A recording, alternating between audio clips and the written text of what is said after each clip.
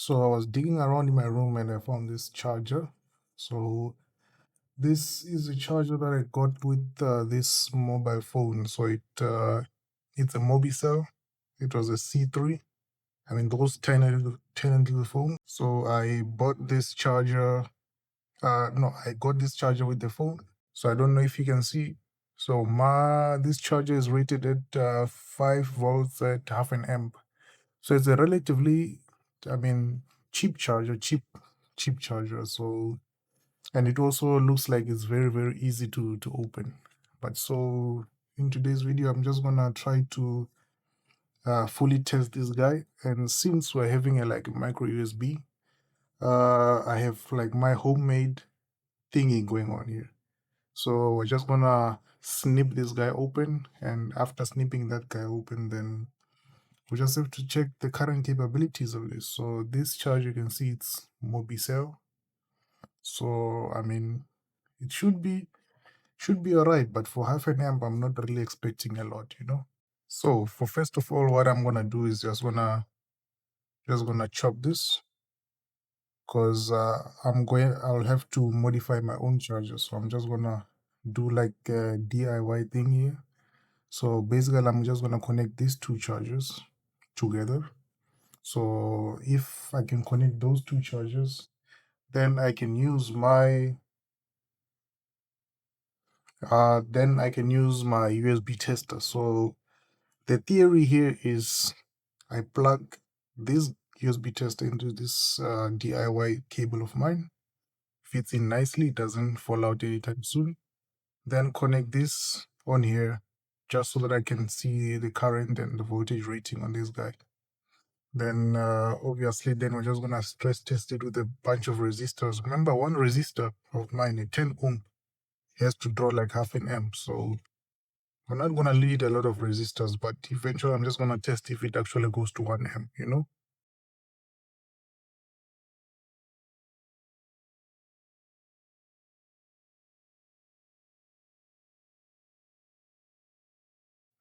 So yeah, there we go. So this is like my Gaiva thingy. So the idea is that once we plug this guy in, we plug our USB tester into this. Hopefully nothing goes kaboom. I mean, yeah, hopefully. All right, so I'm just gonna bring my Doji extension cord here. So what we just wanna do is plug this guy in and plug this in. Hopefully no kaboom. Nice. So we can see we're drawing a nice and healthy 5 volts. Yeah, which is all right for this little small guy right here. So what I'm gonna do now is I'm just gonna grab a 10 ohm resistor, plug it in there with our makeshift resistor to USB connector here. Everything is like makeshift around here. So, and test the current capabilities of this guy. So I got a 20 ohm 10 watt resistor right here. This is supposed to be at 5 volts. It's supposed to give us like half an amp. So I'm just gonna connect these crocodile clips. So let's see.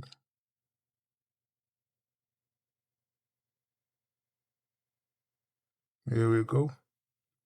Holy shucks. I mean, for half an amp, we're already at 4.85, which this is bad for, yeah, this is really bad for USB chargers. Usually it should be closer, way closer to 5 volt, but this is, I mean, there's no need to even plug in another resistor on there, because so the voltage is gonna go down like crazy on this one. So looks like that's pretty much our test. Then the voltage goes back to 5 volts after removing.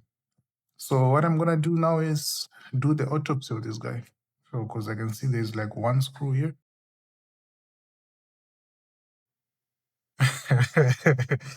All right. All right, let's see what we have here. Let's see what we have here. Let's see. Wait, it's not connected. Let me just discharge the caps real quick. Let's see what we're dealing with here. I mean, this is a very cheap setup. So our mains comes on those two pins right there. I don't know if you guys can see it. These two pins right here. So if you follow them underneath, one of them goes to the bridge rectifier, then one of them comes to from this. I'm trying to believe this is a fusible resistor. I'm trying to believe. I think this is a fusible resistor. So it comes into the fusible resistor, then into the bridge rectifier. After the bridge rectifier, there's the main input 2.2 microfarad capacitor, 400 volt. Then there's another smoothing capacitor.